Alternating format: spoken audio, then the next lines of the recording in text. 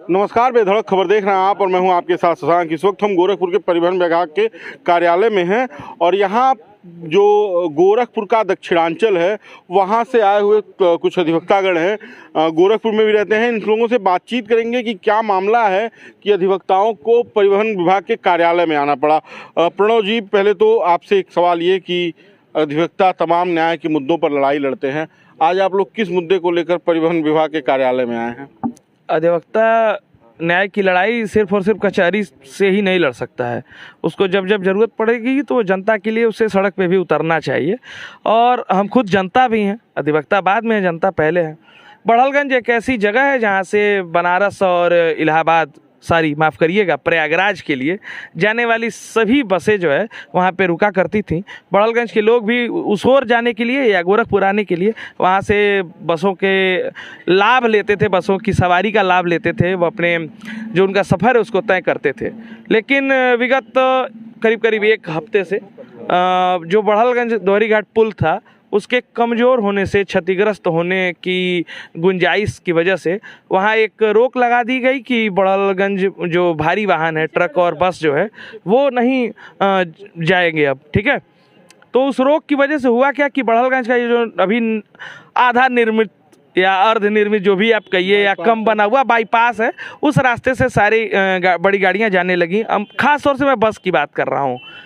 तो वो अब जनता के लिए हैरान, इसलिए परेशान करने वाली चीज़ है कि वो 3 किलोमीटर 3.5 किलोमीटर बस अड्डे से पहले है और वो एकदम एक सुनसान इलाका है। और उस सुनसान इलाके से आप समझिए कि किसी को वो बस पकड़ना और बस से उतर के फिर अपने गंतव्य तक जाना, एक तो उसके लिए 2-3 प्रकार से खतरनाक है। एक तो सुनसान इलाका होने की वजह से छिटपुट अपराध होने की संभावना है, दूसरा उसकी जेब पे भी प्रहार हो रहा है। बस से सामान्य साधारण लोग यात्रा करते हैं आज के डेट में, वरना सारे लोग तो पूरा बड़हलगंज का और किराया आप पूरा देंगे, उसके बाद आप ऑटो का किराया एक्स्ट्रा देंगे और ऐसे समय पर ऑटो वाले मनमानी भी करेंगे और जनता परेशान भी होगी। एक परिवार, अगर किसी परिवार में मियाँ बीवी बच्चों के साथ आपको सफ़र करना हो, तो अगर आपका सफ़र रात में शुरू हो रहा हो तो इस सुनसान समय में, इस ठंडी की रात में आप आधे घंटे खुले आसमान में कहीं इंतजार करेंगे। और एक मांग जो हमारी पहले से रही है कि बड़हलगंज एक ऐसी जगह है जहाँ से लगातार आप कभी भी जाएंगे, चेक कर सकते हैं, आप पत्रकार हैं, खोजी पत्रकारिता आपका अंग है, कि आप, ये जांच का विषय भी है आपके लिए और इसको आप पड़ताल कर लीजिएगा कि हमेशा वहाँ से सवारी गोरखपुर के लिए मिलती है। तो जहाँ से पर्याप्त सवारियों की आमद निरंतरता जिसकी बनी हुई है, वहाँ से एक बस की हमारी मांग शुरू से रही है कि सुबह एक बस चले और इलेक्ट्रिक बसें जो कि कौड़ीराम तक चलती हैं उनको गोरखपुर तक किया जाए। तो इलेक्ट्रिक बसों की मांग अभी नहीं मानी जा रही है क्योंकि उनकी क्षमता जो है एक बार में कम होती है, 100 किलोमीटर तक की है, तो आज जा नहीं सकती हैं, इसलिए उनको रोका गया है। लेकिन 2 मांगों को आदरणीय क्षेत्रीय प्रबंधक महोदय द्वारा पूरा करने का अभी आश्वासन दिया गया है और संभवतः आज शाम तक वो आदेश भी पारित कर देंगे।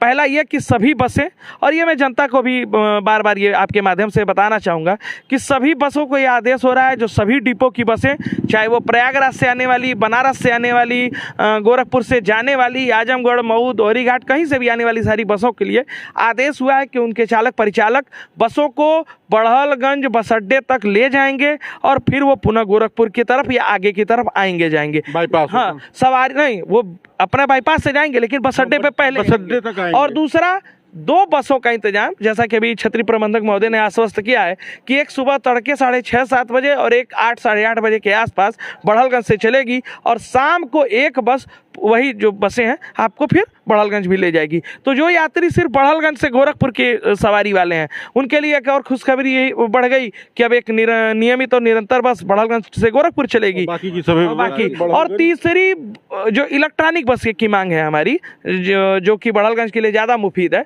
वो जिस दिन 200 किलोमीटर की क्षमता वाली बस गोरखपुर परिक्षेत्र को उपलब्ध हो जाएगी उस दिन से चलने लगेगी।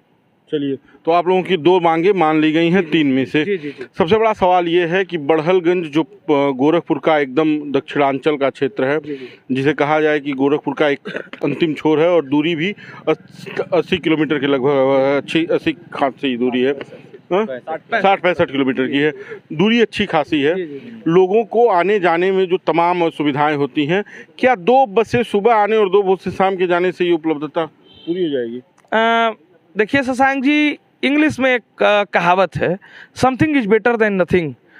ठीक है, तो अभी ये नथिंग जो है वो कंप्लीट हुआ है समथिंग से, और 2 बसों से उन लोगों के लिए राहत होगी। देखिए मांग भी वैसी होगी जो इनको सिर्फ और सिर्फ बड़हलगंज से गोरखपुर आना होता है। देखिए दिन भर तो बस जी, परिवहन निगम को भी अपना मुनाफा देखना होगा, अपना रेवेन्यू देखते हुए ही काम करना होगा। तो बस बड़हलगंज से गोरखपुर के और बस 2 बसें अगर चल रही हैं, अगर वो नियमित चलती हैं तो ये मरहम ठीक होगा, कम से कम बड़हलगंज की जनता के लिए। तो ये जनता के सवालों को लेकर अधिवक्ता समाज का एक संघर्ष जो इस वक्त काम आते हुए दिख रहा है, पूरा होते हुए दिख रहा है। क्षेत्रीय प्रबंधक ने इन लोगों की मांगे मान ली हैं। 2 मांगों पर तत्काल आदेश करने का उन्होंने कह दिया है। बाकी का अब देखना ये है कि ये सिर्फ कागजी कार्रवाई होती है या बड़हलगंज से गोरखपुर के लिए बसें चलती हैं, और जो बसें बनारस इलाहाबाद जा रही हैं, आ रही हैं, वो बड़हलगंज तक जा रही हैं कि नहीं जा रही हैं। बाकी आप बेधड़क खबर देखते रहिए। इस वीडियो पर भी राय जरूर दीजिए, वीडियो शेयर कीजिए। धन्यवाद।